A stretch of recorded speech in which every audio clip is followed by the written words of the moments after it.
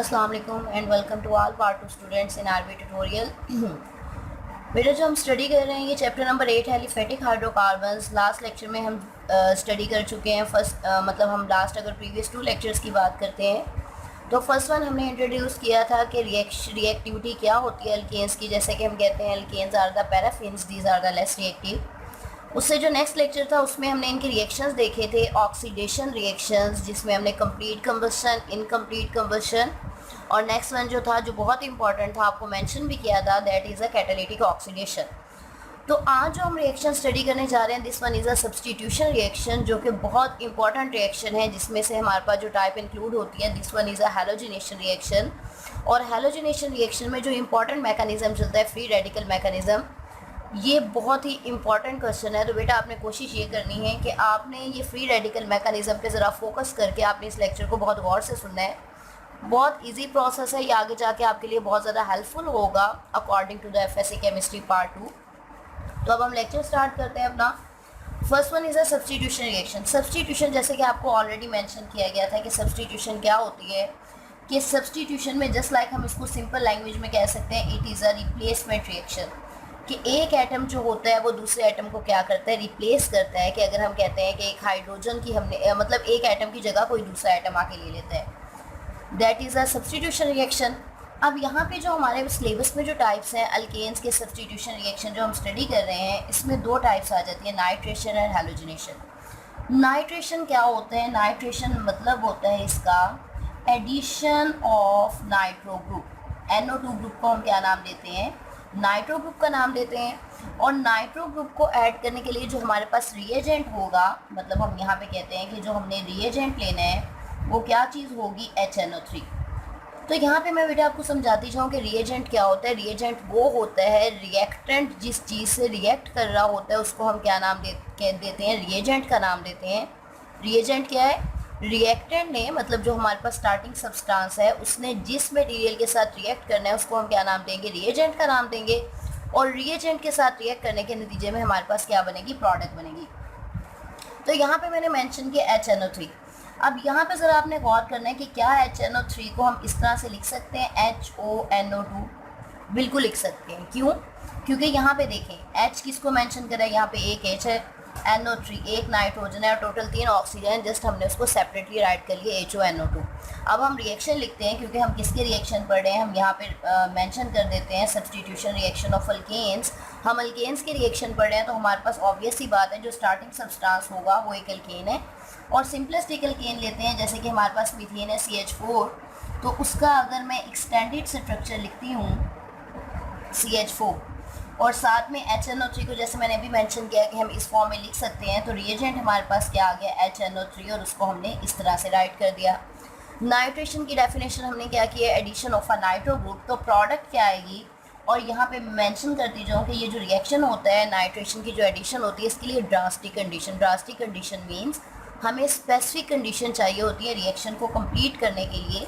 तो यहाँ पे जो हमारे पास ड्रास्टिक कंडीशन है, mean temperature mostly 400 to 500 degree Celsius की रेंज में होता है। तो इस रिएक्शन के लिए हमारे पास रेंज कितनी है? 450 डिग्री सेल्सियस पे हमें टेम्परेचर को सेट करना पड़ता है। अब होगा क्या? Again repeating substitution reaction, mini replacement है। ये वाला जो नाइट्रो ग्रुप है ये किसको रिप्लेस करेगा? ये हाइड्रोजन को रिप्लेस करेगा। जब हाइड्रोजन को रिप्लेस करेगा तो रिजल्टिंग प्रोडक्ट हमारे पास क्या आएगी? अगर मैं मेंशन कर दूं कि ये CH वो हैं, CH जिन्होंने रिप्लेसमेंट नहीं की, तो ये जो नाइट्रो ग्रुप है हाइड्रोजन को रिप्लेस करेगा, तो यहाँ पे क्या आ जाएगा? NO2। ठीक हो गया? नाइट्रो ग्रुप ने हाइड्रोजन को रिप्लेस किया। अब ये OH और हाइड्रोजन मिलके क्या बना देंगे? HOH। और अगर हम इसको समराइज करते हैं तो ये हमारे पास एक्चुअल में रिएक्शन क्या हो रहा है? अगर मैं इसको एक सिंपल फॉर्म में लिखूँ, CH4 किसके साथ रिएक्ट कर रहा है? HONO2 के साथ रिएक्ट कर रहा है। रिप्लेसमेंट के बाद क्या बन रहा है यहाँ पे? CH3NO2, जिसे कि मिथाइल नाइट्रो कहते हैं, नाइट्रो मिथाइल कहेंगे, और साथ में क्या बन रहा है? H2। ये हमारे पास रिएक्शन हो गया कंप्लीट। और यहाँ पे हमने मेंशन कर दिया कि ये कौन सा रिएक्शन था? नाइट्रेशन रिएक्शन है, that is a type of the substitution reaction. अब हम नेक्स्ट टाइप पे आते हैं, that is a halogenation reaction. और ये हमारे पास बहुत इंपॉर्टेंट रिएक्शन है because this reaction is followed by a free radical mechanism. First of all मैं यहाँ पे आपको एक्सप्लेन करूँ कि फ्री रेडिकल एक्चुअल में होता क्या है। तो फ्री रेडिकल क्या है? फ्री रेडिकल हम कहते हैं कि अ केमिकल स्पीशीज़, कि कोई भी केमिकल स्पीशीज़, चाहे वो एटम है चाहे वो मॉलिक्यूल है, a chemical species with odd number of electron. Odd number mean even में नहीं आ रहे, 1 आ रहा है, 3 आ रहा है, with odd number of electrons is called as a free radical. तो क्या है? A chemical species with odd number of electron is called as a free radical. और फ्री रेडिकल को मेंशन क्या किया जाता है? जो केमिकल स्पीशीज है उसके ऊपर हम एक ऐसे सर्कल या डॉट मेंशन कर देते हैं। तो अब मैं इसकी आपको एक सिंपल सी एग्जांपल देती हूँ, क्योंकि ये आगे जब हम फ्री रेडिकल मैकेनिज्म स्टडी करेंगे तो इसके लिए ये सारी चीज़ें अंडरस्टैंड करना ज़रूरी है। अब जस्ट सपोज मैं आपको एक एग्जांपल देती हूँ फ्री रेडिकल फॉर्मेशन की, ये होते कैसे हैं, बनते कैसे हैं। तो फ्री रेडिकल पहले तो हमने यहाँ पे डिफाइन कर दी। तो फ्री रेडिकल बनते किस तरह से हैं? ये बनते हैं by the homolytic cleavage. Homolytic cleavage mean homo mean same, lytic mean break down. अब होमोलिटिक क्लीवेज क्या है? जस्ट लाइक मैं यहाँ पे एग्जांपल ले रही हूँ क्लोरीन की, ये Cl2 मॉलिक्यूल है, ठीक है। अब जब एक बॉन्ड बनता है, एक बॉन्ड किस वजह से बनता है? By the mutual sharing of 2 electron. जब दो इलेक्ट्रॉन की बॉन्डिंग, जब 2 इलेक्ट्रॉन की म्यूचुअल शेयरिंग होती है तो 2 एटम्स के दरमियान एक बॉन्ड बन जाता है, केमिकल बॉन्ड। अब होमोलिटिक क्लीवेज का मतलब है कि दोनों यहाँ सेंटर में जब क्लीव करेगा मॉलिक्यूल, क्लोरीन का मॉलिक्यूल क्लीव करेगा तो एक इलेक्ट्रॉन एक एटम के पास आ जाएगा और दूसरा इलेक्ट्रॉन दूसरे एटम के पास। इसे कहते हैं होमोलिटिक क्लीवेज। मीन कि सेंटर से ब्रेक डाउन ऐसे हो रहा है कि इलेक्ट्रॉन की इक्वल डिस्ट्रीब्यूशन हो रही है, सेम टाइप ऑफ मतलब सेम नंबर ऑफ इलेक्ट्रॉन्स एक दूसरे एटम की तरफ जा रहे हैं। ये नहीं है कि ऐसे क्लीवेज हुई है कि मतलब 2 इलेक्ट्रॉन एक एटम के पास हो और एक एटम जो हो वो बिल्कुल ही एम्प्टी हो, वैकेंट हो इलेक्ट्रॉन के हिसाब से। तो अब इसका रिजल्टिंग क्या बन जाएंगे?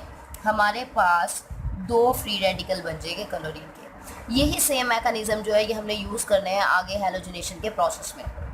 तो हमें पता चल गया कि फ्री रेडिकल क्या होता है।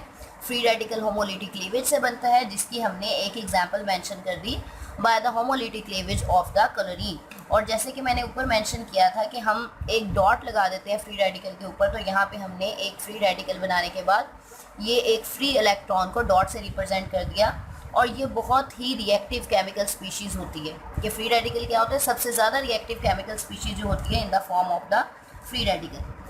अच्छा जी, अब हमारा पॉइंट क्या है? ये तो हम बता रहे थे कि फ्री रेडिकल होता क्या है। हमारा पॉइंट है हैलोजिनेशन। अब हैलोजिनेशन क्या होता है? जस्ट लाइक नाइट्रेशन क्या था? Addition of nitro group. अब अगर हम हैलोजिनेशन की बात करते हैं तो ये क्या हमारे पास आ जाता है? Addition of halogen atom. ये addition of halogen atom in an alkane is called as a halogenation reaction. अब हैलोजन हमारे पास कौन कौन से होते हैं? Fluorine, chlorine, bromine, iodine. तो अगर हम रिएक्टिविटी के अकॉर्डिंग देखते हैं कि हैलोजिनेशन में सबसे ज़्यादा रिएक्टिव कौन सा होता है, वो मतलब कौन सा हैलोजन एटम होता है, तो अगर मैं यहाँ पे राइट करती हूँ इनका रिएक्टिविटी ऑर्डर, रिएक्टिविटी ऑर्डर से आपको काफ़ी चीज़ें क्लियर हो जाती हैं। Fluorine has greater reactivity than chlorine and chlorine have greater reactivity than bromine and bromine have greater reactivity iodine. अब होता क्या है कि फ्लोरीन बहुत ज़्यादा क्रोसिव होता है, तो ये अल्केन के साथ बहुत क्रोसिव रिएक्शन करता है, ये एक्सप्लोजन भी काज कर सकता है। इसलिए फ्लोरीन का जो एडिशन होता है अल्केन में ये कम ही करवाया जाता है, क्योंकि this reaction can be cause explosion. Chlorine और जो ब्रोमीन का रिएक्शन होता है ये बहुत माइल्ड कंडीशंस में होता है, वायलेट लाइट की प्रेजेंस में होता है, या इन रिएक्शंस के लिए हमें हीट देनी पड़ती है। तो सबसे फिजिबल होता है कि अगर हम हैलोजिनेशन रिएक्शन करवाना चाह रहे हैं तो अल्केन के साथ क्लोरीन या ब्रोमीन का रिएक्ट करवाया जाए। अब लास्ट में आती है रिएक्टिविटी आयोडीन की। आयोडीन का रिएक्शन बहुत ज़्यादा स्लो होता है और इस बेस पे हम कहते हैं कि ये जो होता है आयोडीन जो होता है वो हाइड्रोजन को डायरेक्टली सब्सटीट्यूट नहीं कर सकता, इसलिए जो आयोडीनेशन होती है बहुत कम करवाई जाती है। तो आज के लेक्चर में जो हम देखेंगे हैलोजिनेशन में, वो हम किसकी मतलब सब्सटीट्यूशन देखेंगे? क्लोरीन की सब्सटीट्यूशन देखेंगे। इसके अलावा हम यहाँ पे बात करते हैं कि जो हैलोजिनेशन की हद होती है वो किस पे डिपेंड करती है। मींस एक अल्केन में जितने ज़्यादा हाइड्रोजन होंगे उतने ही ज़्यादा हैलोजन उसको रिप्लेस कर सकते हैं। जैसे एक सिंपल सी एग्जांपल देते हैं इसकी कि हमारे पास हैलोजिनेशन रिएक्शन में एक सिंपलेस्ट एग्जांपल है जो हम इसको पूरा एक्सप्लेन करेंगे। जैसे जस्ट सपोज CH4 है, 4 हाइड्रोजन है। अब इसका सबसे पहले रिएक्शन किसके साथ होगा? क्लोरीन के साथ होगा। प्रोडक्ट हमारे पास क्या बनेगी? एक हाइड्रोजन रिप्लेस होगा तो यहाँ पे प्रोडक्ट बन जाएगी CH3Cl और साथ में रिमूवल किसका होगा, HCl का रिमूवल होगा। माइनस HCl किसको रिप्रेजेंट करिए, HCl रिमूव होगा। फिर CH3Cl के साथ दोबारा क्लोरीन रिएक्ट करेगी, प्रोडक्ट क्या बनेगी, CH2Cl2, और रिमूवल किस चीज़ का होगा, HCl का। अगेन क्या रिएक्ट करेगी, Cl2। नेक्स्ट हमारे पास प्रोडक्ट क्या बनेगी, CHCl3, रिमूवल किसका होगा, HCl का। अगेन Cl2 रिएक्ट करके क्या प्रोडक्ट दे देगा, CCl4 प्लस क्या आ जाएगा, HCl। ठीक है, तो बेटा एक्चुअल में हमने इस पूरे लेक्चर में ये देखना है कि 4 हाइड्रोजन एटम जो थे वो एंड टाइम तक रिप्लेस होके चारों क्लोरीन एटम से रिप्लेस हो चुके हैं। अब एडिशन हम बार बार किस चीज़ का कर रहे हैं, अगर हम यहाँ पे रिएक्शन देखते हैं, हर पॉइंट में हमारे पास HCl रिमूव हो रहा है और हम ऐड किस चीज़ को कर रहे हैं, हम क्लोरीन को ऐड कर रहे हैं। तो अब जो हम पॉइंट स्टडी करने लगे हैं ये बहुत ही इंपॉर्टेंट है, चाहे जैसे कि मैंने ऑलरेडी मेंशन किया है स्टेप्स ऑफ हैलोजिनेशन। तो हैलोजिनेशन के कितने स्टेप्स होते हैं, हैलोजिनेशन के 3 मेजर स्टेप्स होते हैं। कौन कौन से स्टेप होते हैं, first one is the initiation, mean reaction का स्टार्ट, कि फ्री रेडिकल ये रिएक्शन स्टार्ट कैसे होता है। सेकेंड स्टेप हमारे पास जो होता है, this one is called as a propagation. Propagation का क्या मतलब होता है, प्रोपेगेशन का मतलब है कि एक चीज़ कंटिन्यू है, वो कंटिन्यूसली अपने वे को आगे प्रोपेगेट करती जा रही है, चेन की फॉर्म में चलाती जा रही है। और लास्ट पॉइंट जो होगा वो हमारे पास क्या होगा, टर्मिनेशन। तो बेटा 3 पॉइंट है, मैं रिपीट कर रही हूँ। इनिशिएट मतलब रिएक्शन को शुरू करना, प्रोपेगेट मीन रिएक्शन को कंटिन्यूसली चलाना, और लास्ट वन हमारे पास क्या होगा, टर्मिनेशन मीन हम रिएक्शन को क्या करना चाह रहे हैं, स्टॉप करना चाह रहे हैं। अब इनिशिएट कब होगा, रिएक्शन इनिशिएट कब होता है, यहाँ पे शॉर्टली मैं मेंशन करती हूँ, बाय फ्री रेडिकल फॉर्मेशन। पहला स्टेप क्या होता है, रिएक्शन इनिशिएट के लिए हमें क्या चाहिए होता है, फ्री रेडिकल की फॉर्मेशन होती है। प्रोपेगेशन कब होती है, जब फ्री रेडिकल जो होता है वो रिएक्ट करता है किसके साथ, एक न्यूट्रल एटम के साथ। न्यूट्रल अल्केन हम यहाँ पे मेंशन कर देते हैं क्योंकि हम अल्केन के रिएक्शंस पढ़ रहे हैं। फ्री रेडिकल न्यूट्रल अल्केन के साथ रिएक्शन करता है और उसके साथ में अगेन एक क्या प्रोड्यूस होता जाता है, फ्री रेडिकल। जब तक रिएक्शन में फ्री रेडिकल प्रोड्यूस होता जाएगा, रिएक्शन प्रोपेगेट करता जाएगा, चेन की फॉर्म में चलता जाएगा। और लास्ट पॉइंट क्या है, टर्मिनेशन, वो मैं आपको एंड में बताती हूँ कि टर्मिनेशन किस तरह से है। तो अब हम यहाँ पे जो हैलोजिनेशन स्टडी करने जा रहे हैं ये कौन सी है, this type of halogenation is called as a chlorination. Chlorination mean कि हम अल्केन के हाइड्रोजन को रिप्लेस कर रहे हैं किस एटम के साथ, क्लोरीन एटम के साथ। तो रिएक्शन कुछ इस तरह से है, जैसे जस्ट सपोज फ्री रेडिकल हमारे पास स्टार्टिंग मटेरियल क्या है, क्लोरीन। जैसे अभी आपको यहाँ पे मेंशन किया था कि क्लोरीन कैसे फ्री रेडिकल बना देंगे, दरमियान में ये एक बॉन्ड में 2 इलेक्ट्रॉन है, दोनों इलेक्ट्रॉन जो हैं वो एटम की तरफ ट्रांसफ़र करेंगे product in the presence of ultraviolet light. HV light किसे कहते हैं, अल्ट्रावायलेट लाइट। प्रोडक्ट क्या बनेगी, हमारे पास 2 क्लोरीन के फ्री रेडिकल बनेंगे। पहला स्टेप हमारे पास कंप्लीट हुआ, हमारा रिएक्शन इनिशिएट हो चुका है कि जब फ्री रेडिकल की फॉर्मेशन हो चुकी है। अब हमारे पास दूसरा स्टेप है प्रोपेगेशन में, हमने ये सब स्टेप पढ़ने हैं कि एक एक करके हाइड्रोजन कैसे क्लोरीन से रिप्लेस होगा। तो मैंने जैसे कि यहाँ पे मेंशन किया कि प्रोपेगेशन तब होती है जब फ्री रेडिकल रिएक्ट करता है किसके साथ, न्यूट्रल एटम के साथ। तो अब यहाँ पे हम किसको रिप्लेस करना चाह रहे हैं, ये आ गया जी हमारे पास CH4। यहाँ पे हमारे पास कौन सा फ्री रेडिकल है, यहाँ से हमने एक क्लोरीन का फ्री रेडिकल लिया। तो अब बेटा आपने पूरा फोकस रखना है, जैसे जस्ट सपोज हम इस हाइड्रोजन को रिप्लेस करना चाहते हैं। कार्बन और हाइड्रोजन के दरमियान जो बॉन्ड है ये 2 इलेक्ट्रॉन की वजह से है, एक फ्री इलेक्ट्रॉन हाइड्रोजन की तरफ शिफ्ट करेगा। अब होगा क्या, ये समझ लें कि क्लोरीन का इलेक्ट्रॉन और हाइड्रोजन का इलेक्ट्रॉन दोनों दरमियान में आ चुके हैं और इन्होंने क्या किया, पेयर अप करके किस में कन्वर्ट हो चुके हैं, पेयरिंग के बाद ये कन्वर्ट हो चुके हैं HCl में। देखा जाए यहाँ से हुई क्लीवेज, हाइड्रोजन का एक अनपेयर इलेक्ट्रॉन और क्लोरीन का एक अनपेयर इलेक्ट्रॉन, दोनों ने पेयर अप होकर क्या बना दिया, HCl। और साथ में हमारे पास क्या बन रहा है, साथ में एक फ्री रेडिकल प्रोड्यूस हो रहा है, ये 3 हाइड्रोजन H3C और इसका एक इलेक्ट्रॉन, ये बन गया जी फ्री रेडिकल। ठीक है जी। अब इसी का दूसरा स्टेप क्या होगा, ये आ गया जी हमारे पास H3C का फ्री रेडिकल। अब साथ में एक और क्लोरीन इस्तेमाल होगी, उसमें एक सेंटर से क्या होगी, यहाँ से होमोलिटिक क्लीवेज हुई, इन दोनों के इलेक्ट्रॉन आपस में आके ये पेयर अप होके इन्होंने क्या प्रोडक्ट बनाई, HCC का अनपेयर इलेक्ट्रॉन है, ये क्लोरीन का अनपेयर इलेक्ट्रॉन, इन्होंने क्या बना दिया HCCCl और रिजल्टिंग अगेन क्या प्रोड्यूस हो गया, एक क्लोरीन का फ्री रेडिकल। मीन्स मैंने ऑलरेडी मेंशन किया था कि जब तक हमारे पास फ्री रेडिकल बनते जाएंगे रिएक्शन क्या होता जाएगा, प्रोपेगेट। अब ये हमारे पास फर्स्ट स्टेप हो गया कंप्लीट, जिसमें हाइड्रोजन ने एक क्लोरीन को कर दिया रिप्लेस। अब अगर हम सेकंड स्टेप की बात करते हैं तो ये समझ लें कि एक क्लोरीन तो रिप्लेस हो चुका है। अब हम बात करेंगे H2C, एक तरफ Cl है, अब इस हम हाइड्रोजन को रिप्लेस करना चाहते हैं। तो देखें फिर सेकंड स्टेप में क्या आएगा, ये जो फ्री रेडिकल प्रोड्यूस होगा ये अगले स्टेप में आ जाएगा। ये आ गया जी क्लोरीन का फ्री रेडिकल। अब फिर क्या होगा, हाइड्रोजन के यहाँ पे जो पेयर इलेक्ट्रॉन है यहाँ पे होमोलिटिक क्लीवेज होगी, just like a first step के कार्बन ने हाइड्रोजन के साथ बॉन्ड ब्रेक करते जाना है। ये दोनों सेंटर में है, प्रोडक्ट क्या बन गई, हाइड्रोजन और क्लोरीन के अनपेयर इलेक्ट्रॉन ने मिलकर क्या बना दिया, HCl। और यहाँ का जो अनपेयर इलेक्ट्रॉन है H2C, एक तरफ Cl था, इसने क्या बना दिया, अपना एक फ्री रेडिकल बना दिया। अब बिल्कुल इसी तरह H2C Cl, यहाँ पे क्या था, फ्री रेडिकल। अब ये किसके साथ रिएक्ट करेगा, फर्दर एक क्लोरीन का molecule, just like this. Further एक क्लोरीन का मॉलिक्यूल ब्रेक होगा, यहाँ इलेक्ट्रॉन और यहाँ इलेक्ट्रॉन दोनों मिलके क्या बना देंगे, H2C। अब एक पहले क्लोरीन था, एक अगेन क्लोरीन मिल चुका है, ये क्या बना देंगे, H2CCl2, और साथ में अगेन क्या प्रोड्यूस हो गया, क्लोरीन का फ्री रेडिकल। तो इस स्टेप में कार्बन ने अपने 2 हाइड्रोजन एटम को किससे रिप्लेस कर लिया, 2 क्लोरीन एटम से रिप्लेस कर लिया। अब हम आते हैं इससे नेक्स्ट स्टेप में। नेक्स्ट स्टेप किस तरह से होगा, अब जस्ट लाइक हम यहाँ पे मेंशन करते हैं कि कार्बन के साथ जो 2 क्लोरीन थे वो तो हो चुके हैं रिप्लेस। अब पीछे क्या रह चुके हैं, 2 हाइड्रोजन एटम। अगेन ये जो लास्ट स्टेप में क्लोरीन प्रोड्यूस हुए, ये वाला क्लोरीन का फ्री रेडिकल, यहाँ पे ये दोनों इलेक्ट्रॉन, ये दोनों पेयर अप होंगे,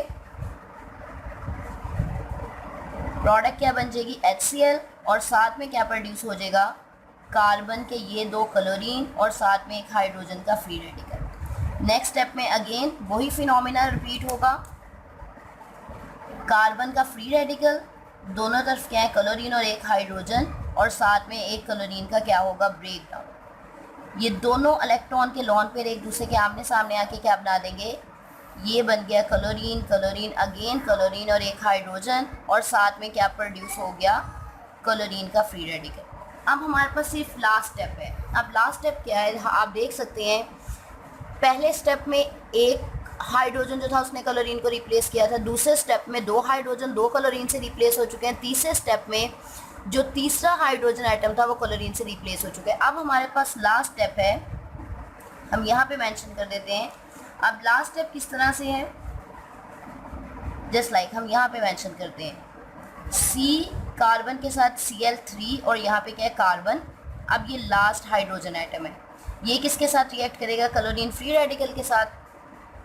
अगेन वही स्टेप, हाइड्रोजन और कार्बन का बॉन्ड क्लीवेज हो गई, यहाँ पे ये दोनों इलेक्ट्रॉन पेयर अप होकर क्या बना देंगे, HCl, और रिजल्टिंग क्या प्रोड्यूस हो जाएगा, CCl3 का एक फ्री रेडिकल। आप देख रहे हैं कार्बन ने 3 बॉन्ड बनाए हुए हैं, कार्बन की भी वैलेंसी पूरी नहीं हुई। और उसके बाद लास्ट स्टेप में क्या होगा, ये CCl3 का फ्री रेडिकल और साथ में एक क्लोरीन का जो मॉलिक्यूल है, यहाँ पे अगेन क्या होगी, होमोलिटिक क्लीवेज, फ्री रेडिकल बनेंगे, ये दोनों इलेक्ट्रॉन आमने सामने आके पेयर अप होंगे। तो आप देख सकते हैं कि ये क्लोरीन भी कार्बन के साथ मिलके क्या बना देगा, CCl4, और एंड में हमारे पास क्या आ गया, फिर से फ्री रेडिकल। अब ये फ्री रेडिकल जो है, जो लास्ट स्टेप में हमारे पास प्रोड्यूस हो चुका है हैलोजिनेशन रिएक्शन में। अब हम रिएक्शन को टर्मिनेट करना चाहते हैं, क्योंकि कार्बन के साथ जितने हाइड्रोजन एटम थे वो किससे रिप्लेस हो चुके हैं, वो क्लोरीन से रिप्लेस हो चुके हैं।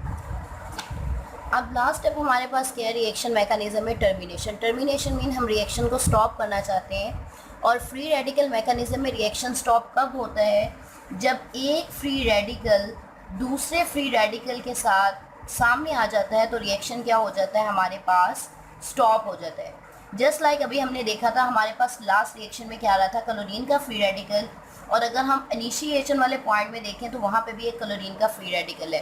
तो जब ये दोनों क्लोरीन के फ्री रेडिकल आमने सामने आ जाएंगे तो यहाँ पे रिएक्शन क्या हो जाएगा, स्टॉप हो जाएगा, क्योंकि दोनों फ्री रेडिकल आपस में मिलके पेयर अप हो जाएंगे, क्लोरीन बन जाएगी, और रिजल्टिंग कोई न्यू फ्री रेडिकल प्रोड्यूस नहीं हो रहा, तो रिएक्शन यहाँ पे क्या हो जाएगा, टर्मिनेट हो जाएगा।